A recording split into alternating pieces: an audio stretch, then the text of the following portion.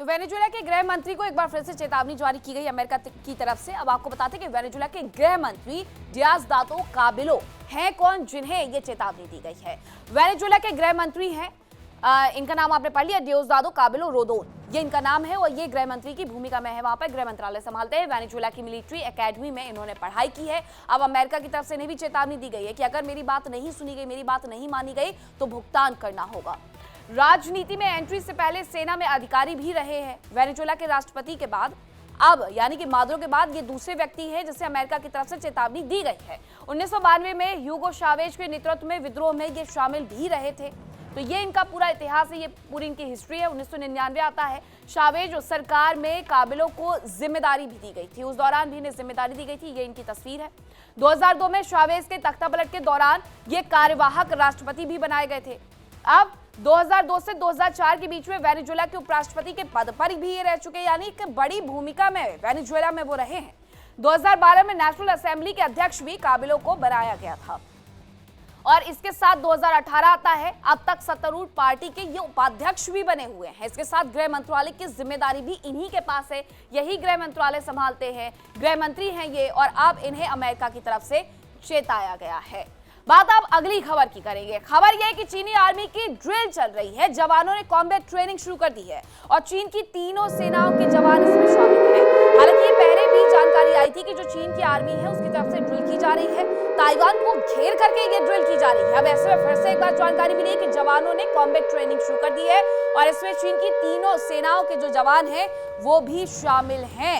यानी आने वाले वक्त में आप देख पाएंगे कि हो सकता है कि फिर से ये ताइवान को घेरते हुए नजर आ जाए, क्योंकि ताइवान को घेर कर ही इनकी तरफ से ये ड्रिल पहले भी की गई थी, अभी फिर से ये ड्रिल की जा रही है। और इन सब के बीच अमेरिका के साथ जो टकराव चल रहा है, जो विवाद चल रहा है, उसके बीच में अमेरिका को ये संदेश दिया जा रहा है कि अगर वेनेजुएला पर आपने कब्जा किया है तो हम भी खुले हुए हैं, हम ताइवान पर कब्जा कर सकते हैं, ताइवान को अपने आप में मिला सकते हैं, क्योंकि ताइवान को चीन पहले से ही अपना हिस्सा मानता है। हालांकि ताइवान को अमेरिका का समर्थन भी पूरी तरीके से मिलता है। चीन ताइवान के सारे दुनिया पर धाक जमाने की कोशिश में है। चीन की सेना ने एक बार फिर से ताइवान के करीब ड्रिल की है। ऐसे में सवाल यह है कि क्या चीन की सेना ताइवान में वेनेजुएला जैसा ऑपरेशन कर सकती है?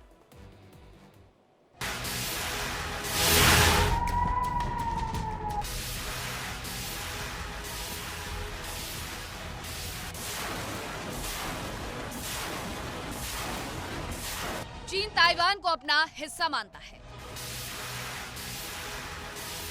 उसके लिए ताइवान अब नाक का सवाल बनते जा रहा है।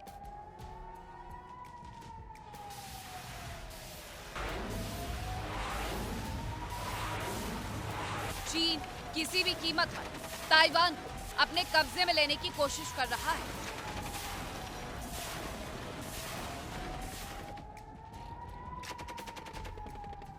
कुछ दिन पहले ही ताइवान को 5 ओर से घेरते हुए चीन ने सैन्य अभ्यास किया।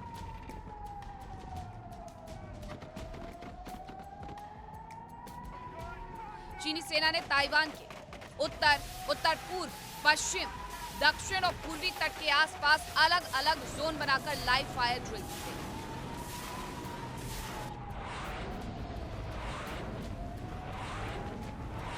चीन की पीपुल्स लिबरेशन आर्मी ने अभ्यास में नौसेना, वायुसेना और रॉकेट फोर्स को एक साथ तैनात किया।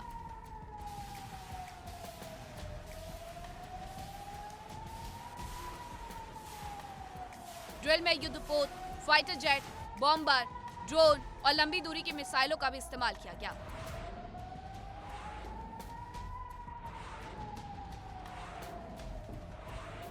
चीन की सेना ने समुद्री और हवाई टारगेट को निशाना बनाने की, बंदरगाहों की नाकाबंदी और बाहरी दखल को रोकने का अभ्यास किया। इसके साथ ही चीनी कोस्ट गार्ड को भी ताइवान के आसपास समुद्र में एक्टिव किया गया।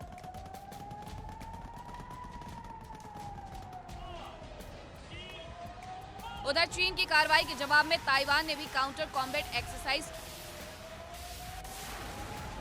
ताइवान के रक्षा मंत्रालय ने थल सेना, नौसेना और वायुसेना को अलर्ट कर दिया।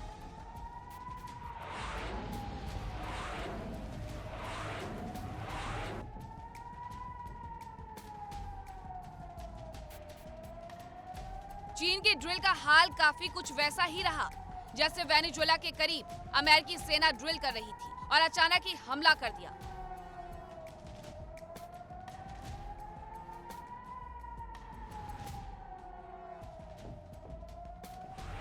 ऐसे में सवाल ये कि क्या चीन भी ताइवान में किसी और ड्रिल के नाम वेनेजुएला जैसा ही अटैक कर सकता है?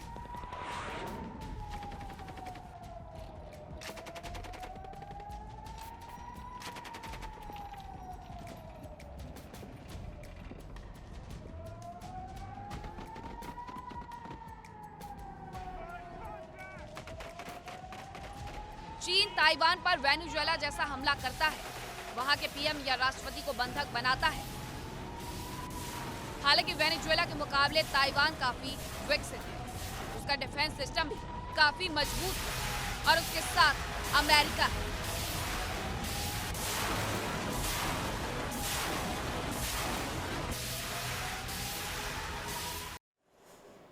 और चलिए अब बात करते हैं उत्तर कोरिया की, जहां एक नए शासक को लेकर खेल चर्चा जोरों पर चल रही है। दरअसल किम जोंग उन के साथ बीते कुछ समय से एक नया शख्स अक्सर दिखाई देता है। ऐसे में उम्मीद ये जताई जा रही है कि उन्हें उत्तर कोरिया की जिम्मेदारी सौंपी जा सकती है। अब कौन है वो जो बार बार देखी जा रही है, आइए आपको दिखाते हैं इस खास रिपोर्ट। उत्तर कोरिया अक्सर दुनिया को दहशत में डालने के लिए जाना जाता है।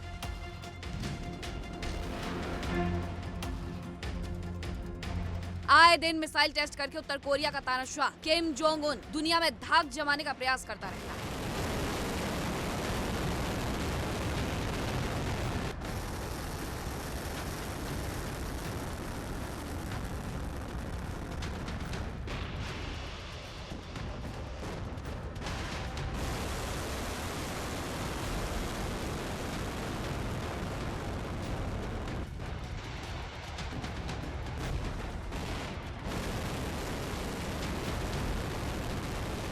चाहे अमेरिका को आंख दिखानी हो, चाहे G7 देशों को चेतावनी देनी हो, जापान के परमाणु कार्यक्रम पर उंगली उठानी हो, किम जोंग उन कभी पीछे नहीं रहा।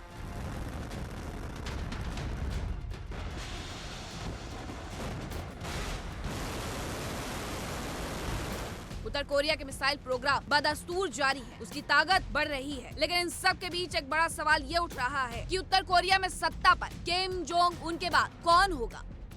किम जोंग अपने पिता के निधन के बाद सत्ता में आए और अब माना जा रहा है कि किम जोंग उन के बाद उनकी बेटी किम जू ए सत्ता संभाल सकती है। ये कयास यूं ही नहीं लगाए जा रहे हैं, बल्कि किम जू ए पिछले कुछ दिनों में अक्सर किम जोंग उन के साथ सार्वजनिक कार्यक्रमों में नजर आ रही है। अभी कुछ दिन पहले ही जब किम जोंग उन अपनी निर्माणाधीन परमाणु पनडुब्बी का निरीक्षण करने पहुंचे थे, उस वक्त भी किम जो ए उनके साथ थी। किम जू ए अपने माता पिता के साथ कुमसुसान पैलेस ऑफ द सन भी पहुंची, जहां उनके परदादा किम इल सुंग और दादा किम जोंग इल की समाधि है। उत्तर कोरिया में राजशाही परिवार की निजी जानकारियां गुप्त रखी जाती हैं, लिहाजा किम जू ए के बारे में बहुत ज्यादा जानकारी नहीं मिल पाई है। लेकिन ये माना जा रहा है कि जिस तरह से वो सार्वजनिक तौर पर किम जोंग उन के साथ दिख रही हैं, उससे उनकी दावेदारी मजबूत होती दिख रही है। किम जू ए दुनिया के सामने सार्वजनिक तौर पर पहली बार नवंबर 2022 में सामने आई थी। उन्हें एक मिसाइल परीक्षण कार्यक्रम के दौरान देखा गया था। मिसाइल प्रोग्राम को उत्तर कोरिया की सैन्य ताकत का प्रतीक माना जाता है। इसके बाद किम जू ए अपने पिता के साथ मिलिट्री परेड, राष्ट्रीय समारोह और पूर्व नेताओं की समाधि स्थल पर नजर आती रही हैं। Bureau report, India daily.